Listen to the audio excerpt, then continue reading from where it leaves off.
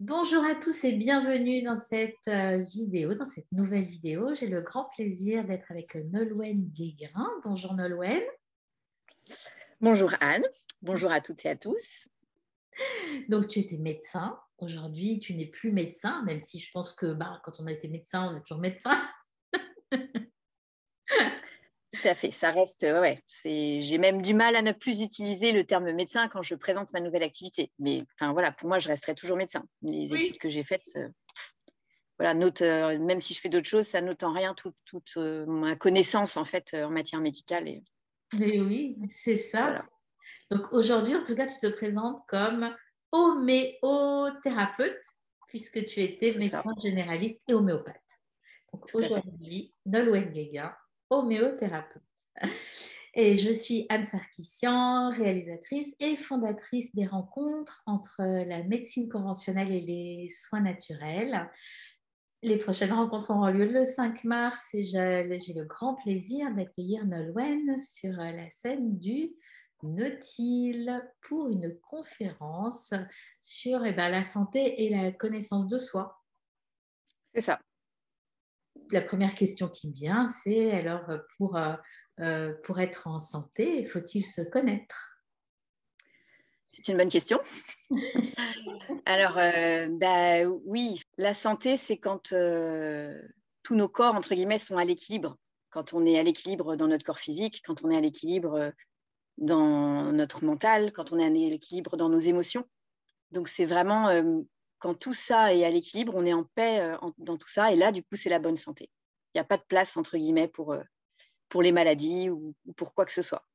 Et cette paix et cet équilibre, eh bien, on ne peut que l'obtenir quand on connaît réellement, en fait, qui on est et quels sont nos réels besoins, en fait. En dehors des besoins fondamentaux qui peuvent être de manger, respirer, dormir, on a tous des besoins différents. D'aller connecter à la nature, de faire de la musique, de faire de la créativité en dessin. On a tous besoin de choses qui nous permettent de nous épanouir et d'être en paix avec nous-mêmes, justement, à tous les niveaux.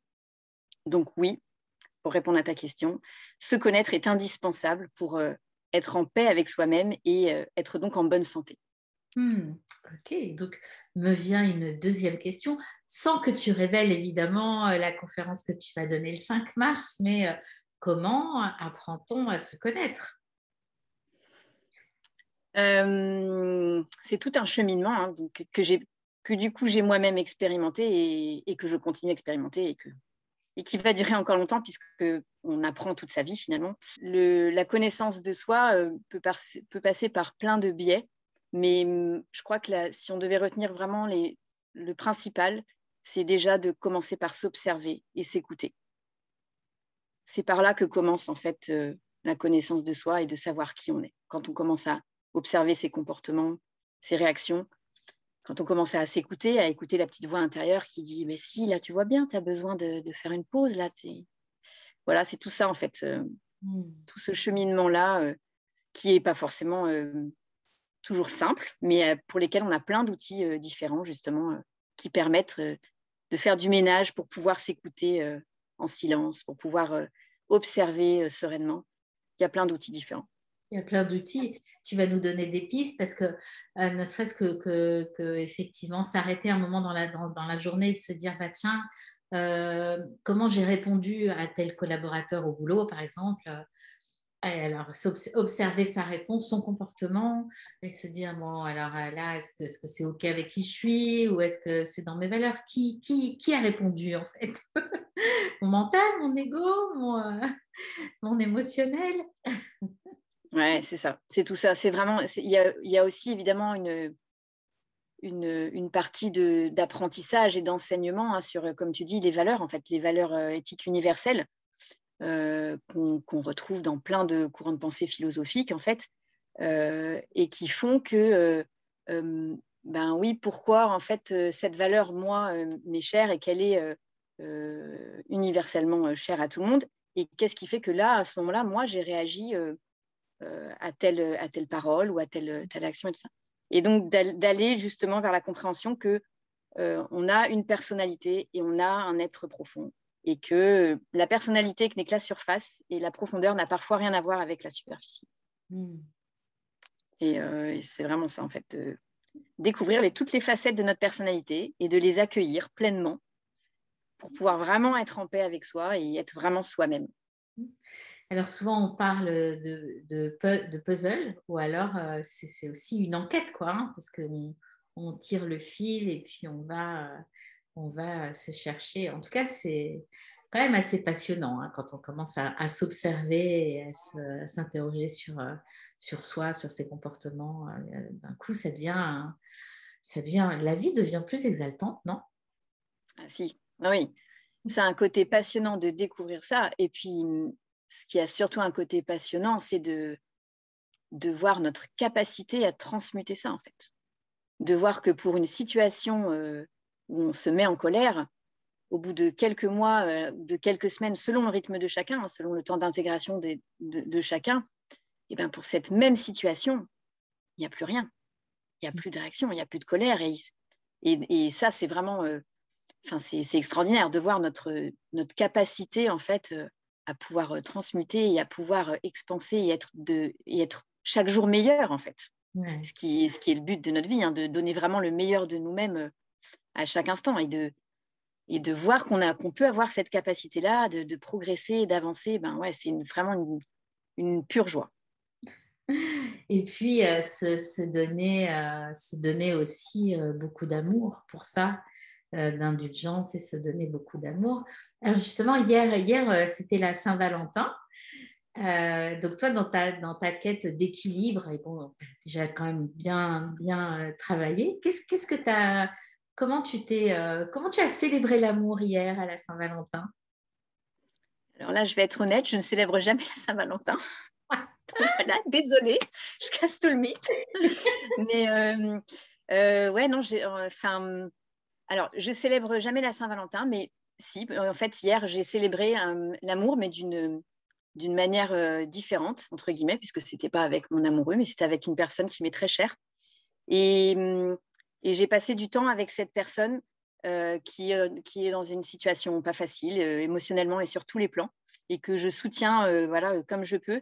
Et ben voilà, c'était ça, c'était de donner ce temps-là, en fait, passer avec lui où j'ai, quoi qu'il se passe, quoi qu'il dise, quoi qu'il fasse, il y a cet amour inconditionnel qui est là, qui me remplit, qui le remplit et qui remplit chaque être en fait que je rencontre à chaque fois que je passe du temps avec les êtres que j'aime en fait. Hmm. Ok, donc c'est tombé par hasard un jour de la Saint-Valentin. Sinon, tu l'aurais pas célébré. Et sinon, bah, l'amour est là tous les jours, j'imagine. Voilà, c'est ça. C'est ce que j'allais dire. Je ne célèbre pas la Saint-Valentin parce que ouais, mon amour pour l'être humain est tellement omniprésent que ouais, pour moi, c'est tous les jours que je le célèbre en fait. Hmm. J'imagine parce que arrêter d'être officiellement médecin et puis bah, continuer à être accompagnant avec d'autres thérapies, c'est que vraiment c'est dans le cœur, hein, c'est ta passion, quoi. Hmm. Ouais, c'est quelque chose qui est ancré en moi depuis très, très, très, très longtemps. J'ai vraiment, ouais, comme je t'ai dit, un amour et j'ai une foi vraiment illimitée en l'être humain, dans sa capacité justement de lui aussi développer cet amour et de donner le meilleur de lui-même, en fait. Hmm. Alors toi, tu n'es jamais venu aux rencontres, mais tu as été très, très enthousiaste pour l'événement. Et pourquoi, d'après toi, c'est important de venir à ces événements, à ces rencontres? Alors, pour moi, c'est important d'une part parce que il faut vraiment intégrer que maintenant, il n'y a pas de séparation des médecines, en fait. On est tous là pour s'entraider, se compléter, et il n'y a pas la médecine allopathique d'un côté, la médecine homéopathique, l'énergétique. Non, en fait, c'est vraiment, on forme un tout, et c'est une unité, en fait, entre toutes ces médecines qui fait qu'on va, pareil, progresser et prendre en charge, justement, prendre soin de l'être humain de mieux en mieux et de manière de plus en plus adaptée et complète. Donc ça, c'était la première chose. Et puis, la deuxième chose, c'est que, alors je ne sais pas si toi, tu as pu le constater, mais là, depuis quand même 2 ans, il y a une floraison de nouveaux métiers, de gens qui s'ouvrent, qui s'éveillent, qui prennent conscience et avec ce souci du bien-être de l'autre, de vraiment permettre à l'autre de prendre soin de lui-même, qui fait que rien que par découverte de tout ce qui peut se proposer, ben là, sur une journée, on a un panel extraordinaire de tout ce qui peut être mis, entre guillemets, à notre disposition aujourd'hui pour prendre soin de nous-mêmes, en fait. Hmm. Prendre soin de nous, devenir un peu plus responsable, en tout cas choisir la manière dont on a envie de se soigner, de prendre soin de soi, quoi. Mais écoute, je te remercie beaucoup, Nolwenn, et puis j'ai hâte Plaisir.